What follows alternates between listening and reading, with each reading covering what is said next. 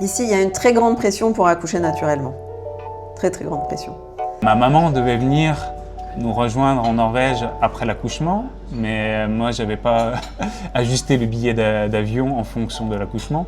Donc elle est arrivée le jour où bébé a décidé de sortir. Elle me dit « Non mais vous êtes à 10, votre bébé est là ». Et là je lui dis « D'accord, mais est-ce que je peux avoir la péridurale ?» Le mantra ici, c'est oui, mais une grossesse, c'est pas une maladie.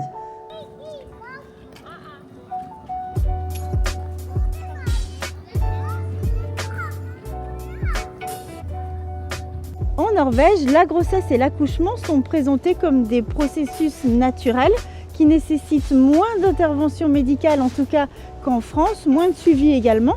Sur le papier, c'est une approche qui semble plutôt séduisante, mais comment cela a-t-il été vécu par nos invités, qu'il s'agisse de Laure-Lou, Lucie et son conjoint Alban, mais aussi Julien?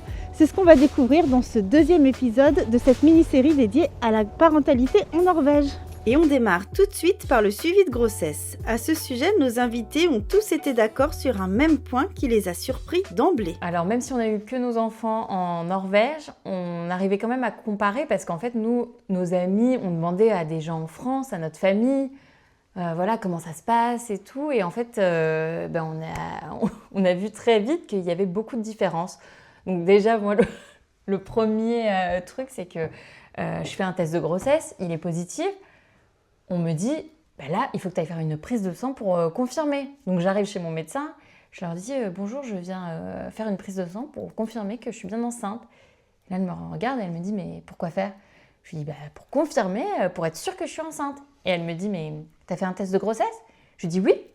Et elle me dit, il est positif? Oui. Bon, t'es enceinte. Et je dis, non, mais je veux confirmer. Et donc là, elle me dit, d'accord, bon, va faire pipi dans ce pot. Et donc là, je me dis, ah, super, donc elle va faire des analyses plus poussées. Et en fait, non, juste elle a refait un test de grossesse. Et elle m'a donné le truc, elle a attendu, elle m'a dit « Positif, félicitations !» Vous êtes enceinte. Ouais, donc le suivi de grossesse, on a fait un test pour savoir si elle était enceinte. Et ma femme avait du mal, ne croyait pas qu'elle était enceinte. Donc c'était pas possible d'aller, son docteur lui disait « Faites un test ». Et le test est 100% sûr. Ma femme, elle avait toujours du mal à croire qu'elle était enceinte, donc on est passé dans une clinique privée. Et donc on a pu avoir une échographie assez tôt, parce que le modèle norvégien, c'est à partir de 4 mois. Et il y a simplement 2 échographies en 9 mois. Donc c'était relativement peu. Et ma femme était voulait plus savoir, être plus dans le contrôle de sa grossesse. Du coup, on a passé par une clinique privée qui nous a offert la possibilité d'avoir un meilleur suivi, en plus du système norvégien, qu'on a toujours suivi aussi. En Norvège, à l'époque, il y avait une seule échographie sur toute la grossesse.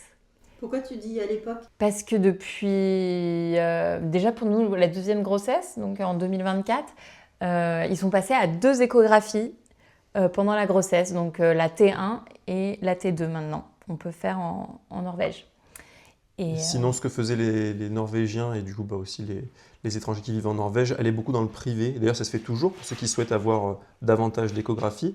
Mais là, c'est pris en charge par le système public, les 2 premières échos T1 et T2. Voilà, ce qui est une avancée énorme pour les parents, surtout pour un premier enfant. La première chose qui m'avait étonnée, c'est que j'étais allée voir mon médecin traitant parce que j'avais fait un test de grossesse à la maison. Et puis le médecin traitant m'avait dit « Ah oui, d'accord ». Il m'a même pas fait test, il m'a dit « Ah oui, d'accord ». Il m'a fait, je crois, un test de sang pour confirmer la grossesse. Et là, il m'a dit « Revenez à 12 semaines ». Je lui dis « Ah bon, mais il n'y a pas de… Enfin, avant 12 semaines, il se passe des choses quand même, vous n'allez pas… » Ah non, non, genre ça sert à rien, quoi. Alors, il y a des femmes qui ont eu des fausses couches qui critiquent beaucoup cette attitude-là vis-à-vis des 12 semaines parce qu'en fait, on n'est pas considéré comme… Pratiquement, on n'est pas considéré comme ayant été enceinte si on perd le bébé avant les 12 semaines pour le système norvégien. Donc, on n'a pas de prise en charge psychologique, etc. Donc, c'est un petit peu brutal parce qu'on se dit « Ok, donc il faut que je passe les 12 semaines pour avoir droit à des soins, pour être considérée comme enceinte finalement par le système ». Je l'ai un peu ressenti comme ça. Ouais, et donc moi, avec mes repères que j'avais de la France, bah, normalement, on fait une écho de datation, ensuite, on fait la T1. Et donc, ça m'a un peu surprise. Et pareil, pas de suivi. Bah, jusqu'à la T2, en fait, pas de suivi. Ils considèrent que bah, soit tu es enceinte et tout va bien, soit il y a un problème et malheureusement, bon, bah, la nature s'en chargera, quoi. Ça, c'est vraiment un des grands piliers presque du système de santé en Norvège, mais carrément du système de santé. On va pas aller chercher, contrairement à peut-être en France où le système est vraiment fait pour toujours voir est-ce que quelque chose va mal, donc on va faire énormément de prévention. Ici, pas de nouvelles, bonnes nouvelles. Parce qu'il faut savoir qu'en Norvège, le parti chrétien-démocrate a de temps en temps, selon les gouvernements, pas mal de pouvoir. Et donc eux, ils sont totalement contre l'avortement. Donc en fait, pendant très longtemps, la première écho n'existait pas parce qu'ils voulaient pas que les femmes sachent qu'elles ont par exemple un enfant trisomique ou un enfant avec des problèmes pour pas qu'elles se fassent avorter. Donc en fait, tu pouvais faire l'écho bien plus tard. Je crois que c'était à 16 ou 18 semaines, un truc comme ça, je ne me rappelle plus exactement. Et là, ça a changé. Mais du coup, j'ai payé dans le privé pour avoir une échographie, pour savoir si le bébé allait bien. Enfin, je sais pas, c'était un peu... Si pour moi, c'était c'était jumeaux. normal. Oui, voilà, c'est ça. Et puis non, moi, ça s'est assez bien passé, ma grossesse. Mais c'est vrai qu'il te laisse complètement tranquille. D'ailleurs, le mantra ici, c'est oui, mais une grossesse, c'est pas une maladie. Ça veut dire que tout va bien. D'ailleurs, ils n'allaient pas chercher la trisomie 21. Oui, tout ça, oui. C'est seulement si à l'échographie, ils voient quelque chose qui n'est pas pour la clarté nucléale. D'ailleurs, mais non, parce qu'ils ne la faisaient pas, la T1. Donc, comment ils non, voyaient ? C'était pour la deuxième. Non, je me rappelle, du coup, moi, j'avais demandé, j'avais dit, quand même, j'aimerais bien le faire, j'aimerais bien savoir... et mon médecin de l'époque m'avait dit, tu peux faire ce test... un truc qu'il fallait que j'envoie en Suède, ça coûtait 600 €. J'étais là, ok, d'accord, donc bon.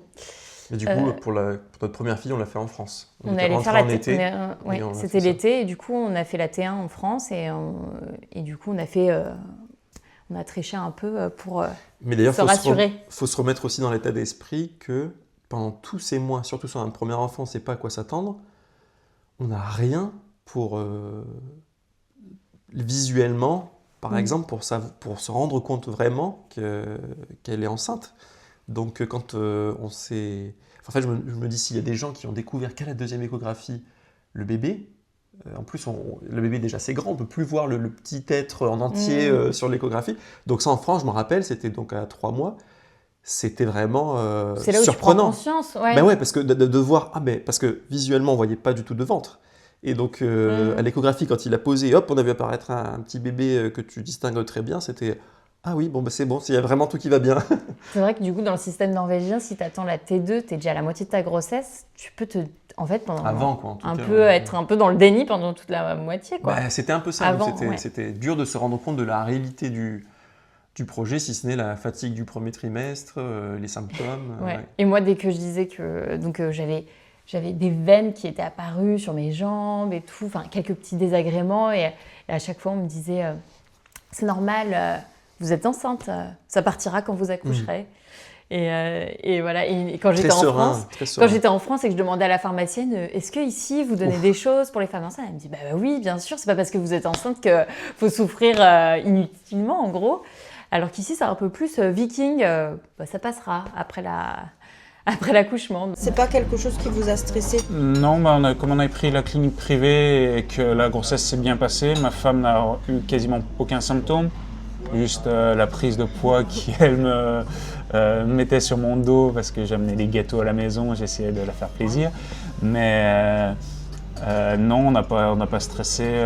Comme c'était nouveau pour nous aussi, on ne savait pas qu'est-ce qu'il fallait faire vraiment. Donc on a continué notre vie tranquillement, sans stresser, sans stresser, en profitant. En Norvège, le suivi de grossesse est donc volontairement léger. Mais comme partout, l'accouchement est un moment imprévisible et ici comme ailleurs, chaque naissance raconte une histoire unique. La date était prévue pour le 27 novembre. 27 novembre, rien ne se passait. On a appelé le docteur, qu'est-ce qu'on fait? Le docteur nous a dit patientez, ça peut prendre jusqu'à 10 jours après l'accouchement, après la date de l'accouchement prévu. Et donc on a été patient et on n'a pas prévu vraiment que commençait à arriver. Elle sentait des petites contractions. Elle a dit non mais c'est pas grave, ça va venir d'ici 2-3 jours. Donc on a profité de la journée pour acheter les derniers préparatifs. Donc on était à Ikea toute la journée. On avait eu un installateur qui nous avait installé un nouveau cabinet, une nouvelle armoire dans la maison. Donc on ne s'était pas vraiment reposé. Et donc là, c'était le 30 novembre. Elle me dit, je crois que c'est pour bientôt.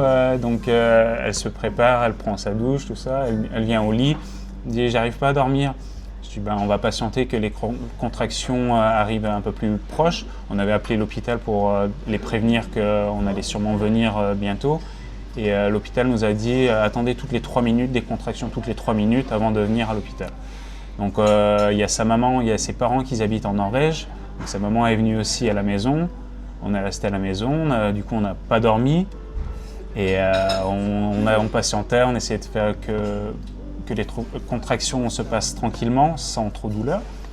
Et ma maman devait venir nous rejoindre en Norvège après l'accouchement, mais moi, je n'avais pas ajusté le billet d'avion en fonction de l'accouchement. Donc, elle est arrivée le jour où l'accouchement, le bébé a décidé de sortir. J'ai perdu les os. Donc, on leur dit au téléphone, ils disent oui, d'accord, bon, venez voir à la maternité. Puis, donc là-bas, je perds vraiment, j'avais peut-être fissuré, et là-bas, je perds vraiment les os. Ils me disent, bon, tout va bien, mais j'avais pas de contraction. Ils me disent, vous pouvez rentrer chez vous. Alors qu'en moi, en France, on m'avait toujours dit, tu perds les os, tu restes à la maternité. Bon, ok, donc on rentre chez nous, je fais tout mon travail à la maison. Mais attends, juste dans le déni complet, parce que nous, on se dit, ils nous disent, bon, vous regardez, ça va peut-être prendre 24 à 48 heures, Ouais. et s'il ne se passe rien, alors on va peut-être devoir déclencher, vous revenez nous voir. Donc nous, on était là, c'était le 24 décembre. On se dit, peinard, on va tout préparer pour notre petit Noël, et puis on verra quand est-ce que ça arrive. on y va, quoi, si ça se déclenche ou pas. Sauf que oui, on rentre à la maison, et il était tard, et dans la foulée, tout s'est fait. Ouais, et au final, dans la foulée, j'ai les contractions et tout. Et au bout de quelques heures, on les rappelle. Et en fait, ils ont dans leur tête ce truc de premier accouchement, ça va mettre longtemps et tout. Donc, ils nous disent, vous pressez pas, no rush. Et puis nous, on avait été préparés aussi. On se dit, ah non, mais on n'a pas du tout envie d'arriver là-bas et que ça dure longtemps. Donc, on reste à la maison. Ocytocine, mais bon, l'ocytocine, ça va. Et puis à un moment, je hurlais tellement que là, Alban, il a dit, non, mais attends, on va quand même appeler un taxi là et tout. Et en fait, là, je lui ai dit, non, mais je peux plus aller dans le taxi, là, j'ai vraiment trop mal. J'appelle à nouveau la maternité. Bon, oui, peut-être, vous pouvez venir, mais no rush. Et en fait, on prend le taxi en rush quand même, on va très vite et tout, c'était tout Fast Furious super tôt dans Oslo. Et donc on arrive et là on se fait gronder, quoi, parce qu'il l'ausculte rapidement.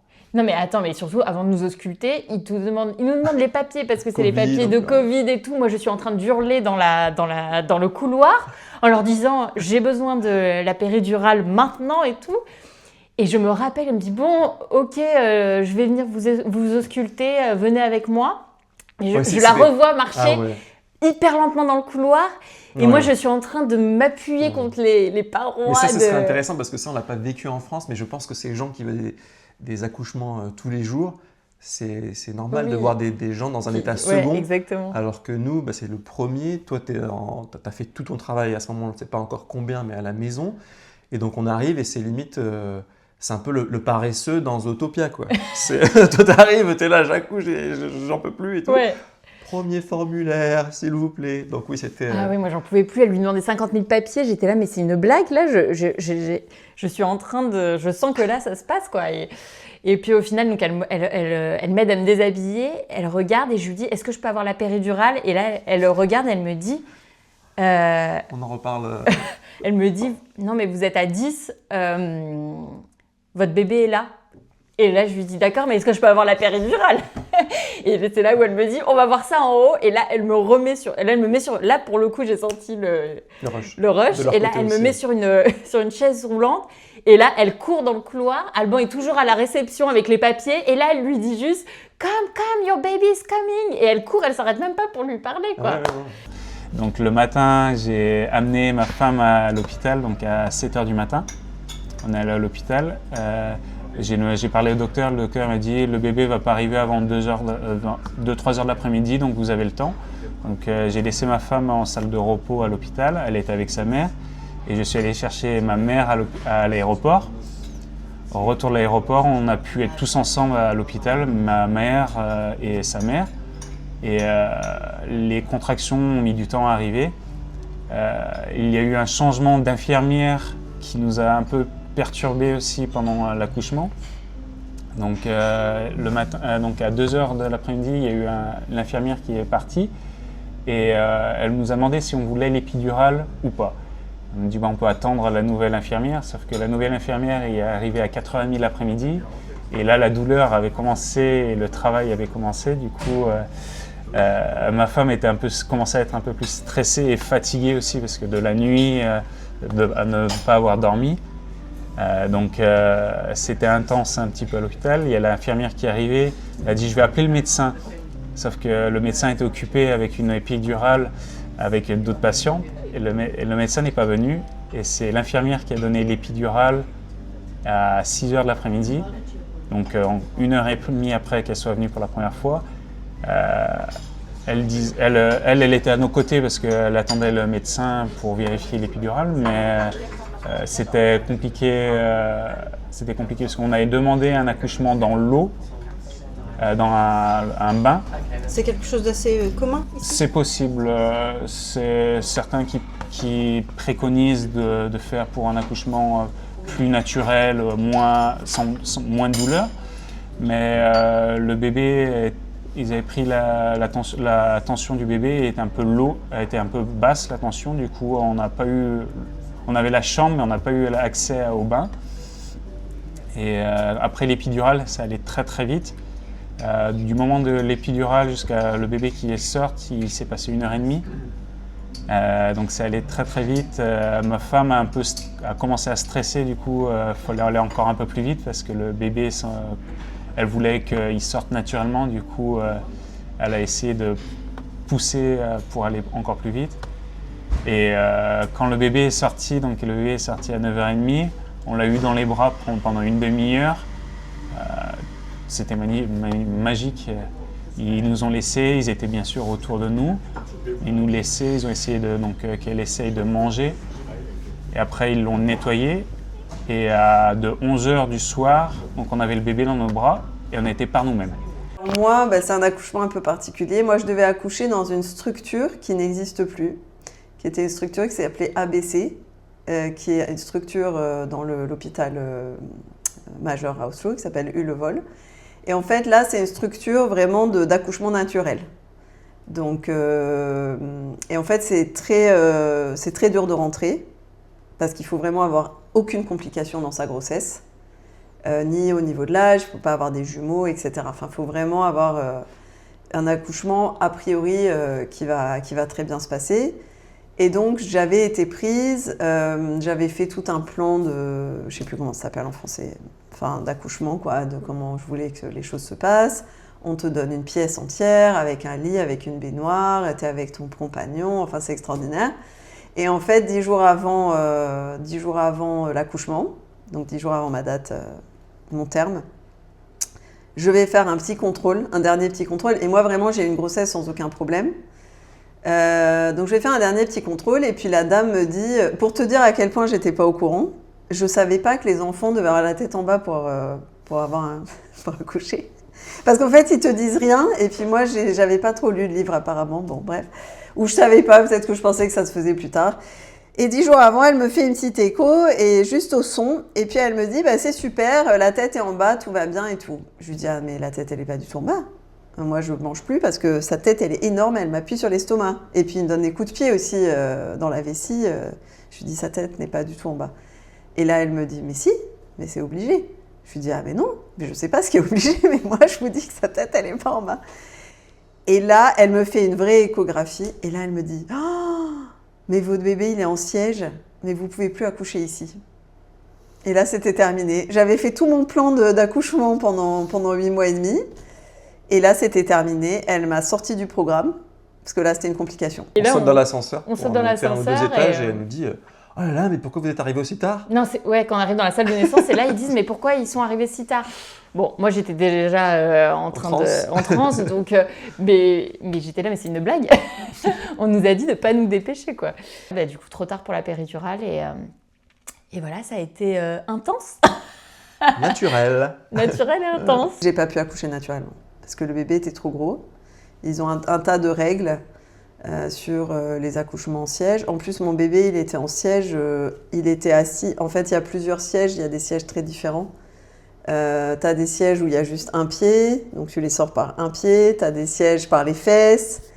Et en fait, le mien, ils n'arrivaient pas bien à le voir. Enfin bon, je te passe les détails. Mais il était enroulé comme ça, mais le dos ici. Et du coup, ils n'arrivaient pas à le voir. Ouais. Mais j'ai senti... Ici, il y a une très grande pression pour accoucher naturellement. Très, très grande pression. Et il y a une très grande pression pour allaiter. Ouais. C'est même pas un choix en fait, presque. C'est quasiment pas un choix. Moi, j'ai allaité très longtemps. Mais alors là, c'était l'inverse. C'était que j'ai allaité tellement longtemps qu'à la fin, j'avais de la pression pour arrêter d'allaiter. Après l'accouchement, les parents ne restent pas à l'hôtel. Ils sont accueillis dans des lieux à part, pensés spécifiquement pour les familles. Après, ce qui est vraiment incroyable en Norvège, c'est que, en tout cas nous, là où on a accouché, on a l'hôtel des parents ensuite. C'est un hôtel où les parents vont avec leur nouveau-né. Et à la place c'est des sages-femmes qui sont dans l'hôtel, quoi. Mais on est vraiment tranquille dans une chambre d'hôtel. Tout est pensé pour démarrer l'allaitement, pour le nouveau-né. C'est un cocon incroyable. Vraiment, ça, c'est une expérience... Ouais, et on reste 3 jours comme ça, avec notre petit bébé. Si on a besoin d'aide, on peut tout le temps appeler quelqu'un, ce qui est hyper rassurant. Par exemple, le démarrage de l'allaitement ou juste démarrage avec un petit bébé. Moi, j'ai carrément sonné l'alerte quand elle était un peu enrhumée. Dès qu'elle a toussé pour la première fois, il y a 15 sages-femmes qui ont débarqué. Non, mais ça, madame, c'est pour les urgences vitales. Ah oui, pardon. Ouais. Et il y a le restaurant en bas, il y a l'endroit cafétéria, salon pour quand les familles viennent rendre visite. Il faut vraiment visuellement s'imaginer un hôtel. C'est vraiment très agréable, très beau, très confort. Puis très scandinave, quoi, très cocooning. Bah, c'est fait pour, c'est vraiment créer cette bulle déjà autour de la famille. Et ça marche vraiment bien, c'est très important. Ouais. Donc on est allé dans une chambre d'hôtel qui est à côté de l'hôpital. Donc c'est collé vraiment à l'hôpital, c'est un service qui propose. Le papa peut dormir avec l'enfant et la maman.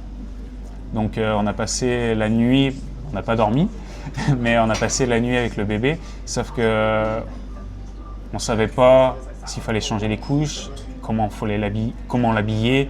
On ne nous a rien dit du tout. Le lendemain matin à 10h, on nous a expliqué un peu plus.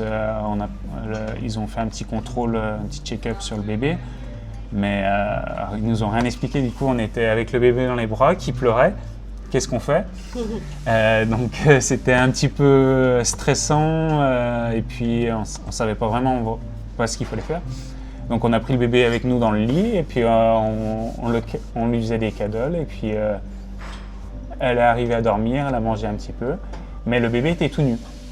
Il avait juste une couche et apparemment c'est normal en Norvège que le bébé n'est pas habillé. C'est pour faire des liens avec les parents, avec peau contre peau, pour que le bébé s'habitue plus aux parents plus vite. Donc on est resté 3 jours et 3 nuits à l'hôtel. Et après on a été libérés quand le bébé a arrivé à un certain poids, donc c'était en dessous de 10%, il ne fallait pas qu'il perde en dessous de 10% de l'accouchement, on a été libérés. On est sorti de l'hôpital, il faisait moins de 10 degrés dehors, donc on avait bien habillé le bébé et elle a dormi tout le trajet. On a pris le tram pour rentrer à la maison parce que c'était plus pratique que la voiture. La voiture, malheureusement, à Oslo, il faut la garer, il faut trouver des parkings. C'est pas vraiment adapté pour les voitures. Mais le tram nous a pris en dehors de l'hôpital et nous a déposé quasiment à la maison, donc c'est assez pratique. Et malgré tout ça, c'est peut-être difficile à croire, mais c'était tellement dur le début, parce que donc elle est née le 24 décembre, et on a essayé de mettre en place l'allaitement, parce que ça aussi, la Norvège est très pro-allaitement, donc accouchement naturel, allaitement. En tout cas, si tu as un doute de le faire ou pas, tu vas l'essayer certainement. Mais heureusement que j'étais sur place, parce qu'après un accouchement qui a été un peu sport, Lucie était pas en top physiquement, pas en top mentalement. Moi, j'étais aussi remué. Les deux, on était un peu en vrac pour essayer de survivre à notre début de parentalité. Et on n'aurait pas eu ce moment à deux. Ça aurait été difficile. Quoi. Donc, tu te sens quand même entouré par des gens professionnels, par des professionnels qui chaque sage-femme vient te sortir la tête un peu de l'eau, quoi, parfois, parce que tu es submergé par tout ce qui t'arrive. En plus, il faut se remettre dans le contexte 24 décembre, il neige beaucoup, les nuits sont très longues et les journées sont courtes, donc c'est un état d'esprit particulier. Ouais. Mais c'est vraiment une chance inouïe d'avoir cet hôtel. C'est pas partout pour tous les hôpitaux en Norvège. Mais il y en a certains qui le font. Mais c'est quand même dans la plupart des cas, j'ai l'impression quand même, les gens choisissent. En fait, c'est sauf si tu as une grossesse à risque, tu vas dans un hôpital de niveau 3, j'imagine. Et là, par contre, c'est un vrai... c'est un hôpital comme en France, quoi. Et on ne peut pas rester dormir et tout. Là, c'est vraiment l'hôtel est collé à la maternité, quoi. Et juste pour revenir sur l'accouchement naturel, même si... on a l'impression que ils veulent favoriser l'accouchement naturel. Il y a quand même plein de femmes qui aussi accouchent avec la péridurale. Enfin, j'ai des amis qui ont accouché avec la péridurale, donc c'est pas impossible. Non, mais je pense qu'il faut être... Il faut juste arriver à temps déjà. Oui, mais c'est valable aussi bien en France qu'en Norvège, je pense en tout cas. Travailler un peu son projet de naissance en tant que couple et en tant que femme qui va accoucher, c'est important, savoir ce dont on a envie. Et essayer d'être le plus, je pense, à l'aise avec les choix qu'on fait en amont. Par exemple, allaitement, oui ou non. Parce que si c'est peut-être, en tout cas en Norvège, ça va être, on va l'essayer. Et si tu n'en as pas du tout envie, ça peut être difficile. L'accouchement naturel, si c'est j'ai envie d'essayer jusqu'à ce que peut-être j'en puisse plus et qu'on me donne la péridurale, on va te pousser à ne pas prendre la péridurale parce qu'ils préfèrent le naturel. Donc c'est des choses qu'il faut garder en tête. C'est bien, c'est ok de choisir l'un ou l'autre, mais il faut aller à fond pour l'un parfois ou à fond pour l'autre. Vraiment, tu dis ça, mais moi, le deuxième accouchement, j'avais dit, je veux la péridurale. Pour la deuxième, c'est sûr et certain, je veux la péridurale. Bis repetita. On est arrivé et là, j'étais pas à 10, j'étais qu'à 8. Mais là, j'étais préparé. Parce que du coup, on arrive, elle dit, bon, vous êtes à 8, et elle, la péri. Cette fois-ci, je dis, là, elle est en train de me dire, mon chat, que ça va être compliqué, que tu n'auras pas le temps d'avoir les effets, même si on était arrivé un peu plus tôt en soi que pour la première. Et là, moi, cette fois-ci, j'étais sûr de nos choix. Donc là, j'étais prêt à y aller avec la sage-femme, à lui dire, non, mais vous ne me faites pas votre charabia de naturel, c'est trop tard, machin et tout. Elle va être piquée, vous me la piquez, et vous me la soulagez. Et ben, elle m'a quand même retourné le cerveau, et puis, on y est allé, et puis on a refait un accouchement naturel. Qui s'est beaucoup mieux passé parce qu'il y a eu beaucoup de préparation et le premier avait forcément servi. Ouais. Est-ce qu'il y a un suivi après l'accouchement ? C'est pas terrible. En fait, ici, ils appellent ça Barseltid. Barseltid, c'est vraiment la première Barseltid, c'est les 6 semaines après l'accouchement. En fait, c'est toujours ça en Norvège. C'est vous nous dites s'il y a un problème. C'est-à-dire, il n'y a pas de suivi. Mais si tu as un problème, tu les appelles. Mais ce qui est compliqué avec les étrangères, c'est que nous, on n'est pas au courant de ces règles-là. C'est-à-dire, on n'a pas eu cette information qu'il faut appeler s'il y a un problème. Donc, en fait, eux, ils nous renvoient chez nous et puis voilà, on se débrouille. Et puis, si tu ne sais pas que c'est tel service qu'il faut appeler, souvent, ils te donnent des papiers en norvégien, tu ne sais pas les lire. Enfin, j'ai aidé une amie il n'y a pas longtemps qui venait d'accoucher et je lui ai dit, mais tu sais, tu as un droit spécial là pendant les 6 premières semaines. Elle ne le savait pas. Mais après ça, il y a presque rien. Hein. C'est-à-dire que eux, ils font beaucoup de tests sur le bébé pour savoir si le bébé va bien. Mais franchement, les femmes, nous, on est un peu oubliés. Je me rappelle, comme j'ai eu une césarienne, j'avais une grande cicatrice et j'avais un contrôle chez mon médecin et il a même pas regardé ma cicatrice. Alors que c'était ça le but du truc, du rendez-vous. Donc je trouve qu'on est laissé un peu à l'abandon. Alors moi, j'ai pas eu de dépression postpartum, mais je connais des femmes qui en ont eu et elles parlent d'un suivi catastrophique. C'est vraiment, toi, tu es là pour le bébé, c'est ça ton rôle, donc ouais. Mais après la naissance, en fait, on a trouvé que du coup, le suivi était plus focalisé sur l'enfant uniquement. Surtout après, c'est peut-être ça dépend des personnes, un peu comme partout, Ouais. mais pour la première grossesse, c'était vraiment l'enfant. Ouais, vraiment. Et nous, Il y avait plus ce regard sur l'entité familiale. C'était maintenant notre focus, c'est l'enfant. Et vous êtes les satellites. vous devez vous occuper de votre enfant. Ouais. Et d'ailleurs, les premiers mois, ça a été dur parce que notre fille, elle prenait pas de poids selon les courbes norvégiennes. Et du coup, ils étaient super inquiets, ils nous rendaient très inquiets. Ils nous ont créé beaucoup d'anxiété dès le début. Voilà. Et à tel point, pour illustrer ce moment où moi, je m'étais dit, ils vont faire hyper attention à nous.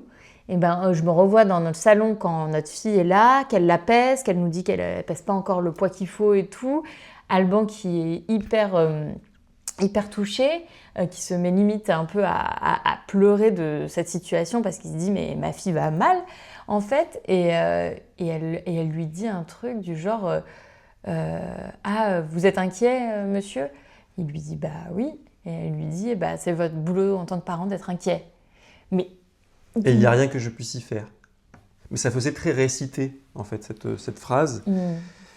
Et là, oui, je me suis dit, assez surprenant en fait de réciter quelque chose comme ça. Alors une fois de plus, il peut y avoir la barrière de la langue, même si 99,9% des Norvégiens parlent très bien anglais, c'est pas leur langue maternelle. Tous, notamment dans le corps médical, c'est pas quelque chose qu'ils pratiquent forcément tous les jours. Mais j'avais vraiment ressenti cette différence, ou pareil, cette courbe de poids qui les obsédait, ils nous avaient transmis cette anxiété dès le début, y compris dans l'hôtel pour parents. Et une fois de plus, se remettre dans le contexte, on est à l'étranger, on devient parent, loin de nos familles. Donc c'est vraiment un tsunami qui s'abat sur nous quelque part, dans une période où les jours sont courts, l'état d'esprit est complètement modifié, en hiver, surtout ici. Et voilà, d'avoir eu cette anxiété très, très grande et ce manque un peu de compassion en face, je me suis dit, oula, c'est vrai que je trouve que les visites ne sont plus les mêmes. La visite avant naissance et la visite après naissance, c'est plus... Et maintenant, avec mon expérience norvégienne, je vois quand même que, oui, une fois qu'on a un enfant, la société se focalise sur notre enfant. La santé mentale, en général, c'est un thème en Norvège, mais bizarrement, la santé mentale des parents et surtout des mères, il y a quand même une injonction à ce que, voilà, c'est la plus belle chose qui va t'arriver. Et puis en plus, on est dans le meilleur pays au monde pour avoir un enfant et le meilleur pays au monde pour être une mère. Et donc, c'est vrai que c'est... ouais. Moi, par exemple, je ne pouvais pas porter mon enfant pendant 2 mois.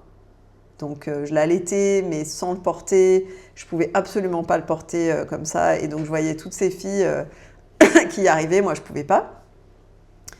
Et moi, ça me rendait hyper triste. Et puis elles étaient carrément au sport après 1 mois, quoi. Elles n'avaient pas des abdos, mais pratiquement, alors que moi, j'étais dans mon lit comme ça, en train d'essayer de survivre et de prendre une douche de temps en temps. Et donc, c'est vrai que, c'est dur quand même. Et je trouve, non, effectivement, il n'y a pas assez de suivi des femmes. Merci d'avoir suivi ce 2e épisode dédié à la parentalité en Norvège. On se retrouve très vite pour parler du congé parental, mais aussi du suivi postpartum. Si le corps vous en dit, n'hésitez pas à vous abonner à la chaîne YouTube du 4e trimestre. Il fait un peu froid, alors je vous dis à très vite.